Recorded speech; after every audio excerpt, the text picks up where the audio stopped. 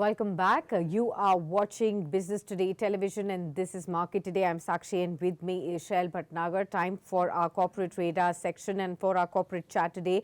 We have with us the top management of Shalby Hospitals. Shanay Shah now joins in. He's the president of Shalby Hospitals. Good morning and welcome to Business Today television. Shanay, and thank you so much for taking the time out. Before we discuss more about, how you have performed in Q2 and what are your guidance as far as the top line and bottom line is concerned, talk to us about what is the trend as far as the occupancy levels are concerned and what is your average revenue per bed right now, per occupied bed right now, and what is the outlook there? Morning, and thank you for having me. In fact,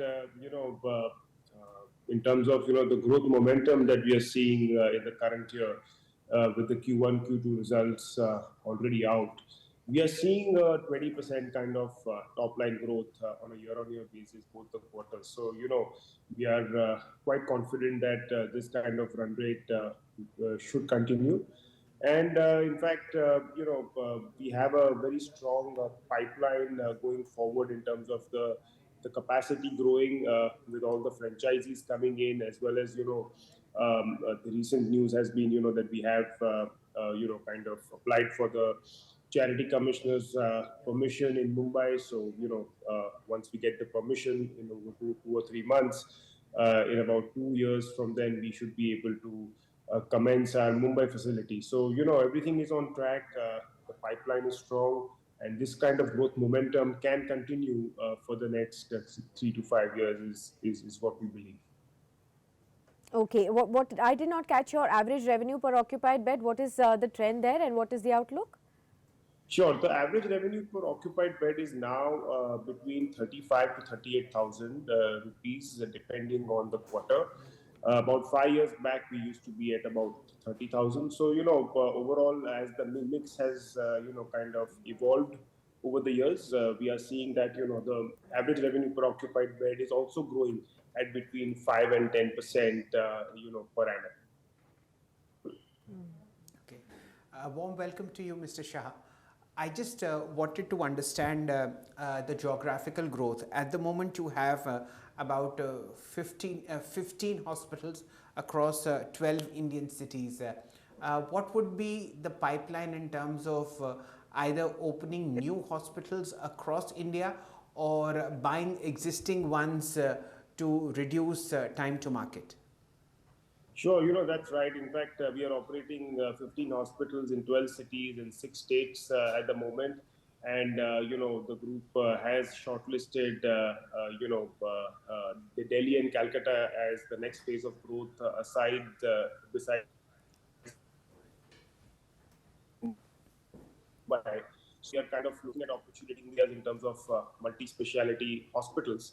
And we feel it's a good time for us, to kind of take up a new greenfield or an acquisition, because as we speak today, we are already over 20% kind of ROC levels in the hospitals business. So we believe it's a good opportunity for us at this point of time to look at an acquisition in either Delhi or Calcutta, which is plug and play. Okay, I understand that. Let's just drill down a little further in your earnings. And this is a bit of a question that I hesitate to ask, but nevertheless I will. Profit is up 50%, EBITDA is up 42%, and margin has actually shot up by 400 basis points to about 22.2%.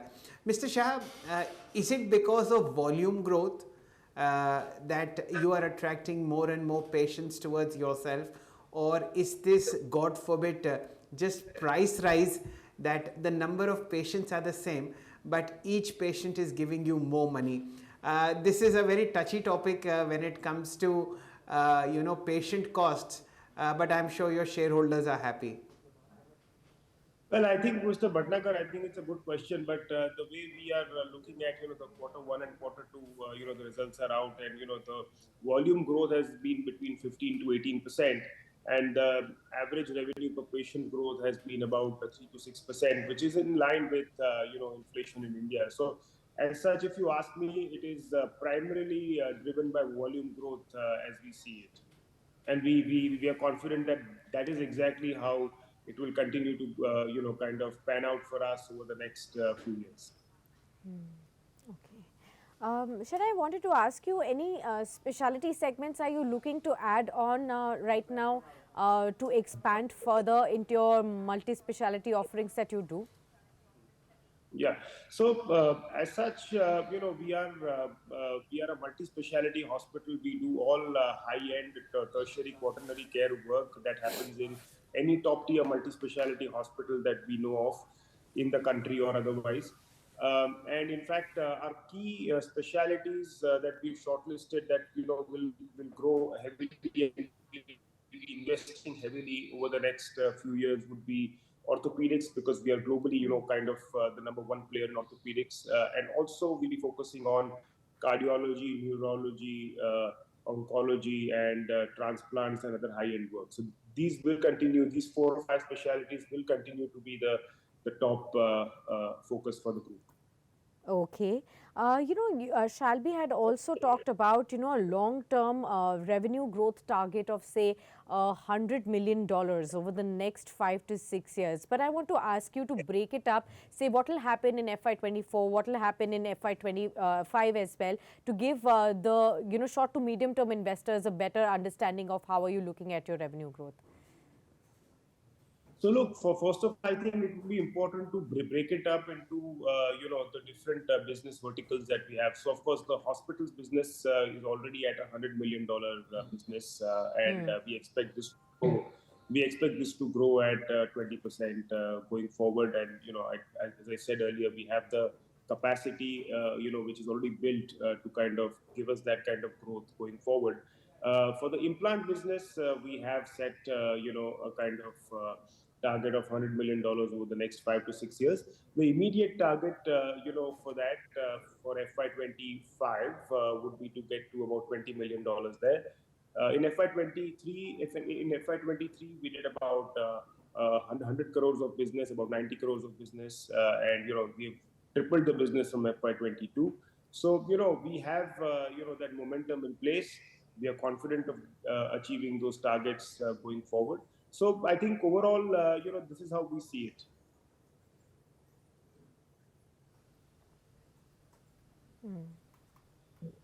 Sure.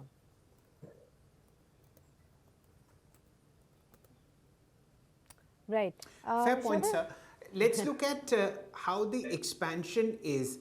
You've also mentioned that there are perhaps some chains or some standalone entities that you're looking at in Delhi as well as Calcutta. In the existing setup of hospitals that you have, are you planning to add fresh number of beds or maybe some new specialties? Sure. So, that is exactly what is going on at the moment, because, as the occupancy growth, as we were talking earlier, that the volume growth is between 15 to 18% depending on the quarter. And we already have a bed capacity of 2,000 beds as we speak, and our operational beds are close to 1,200.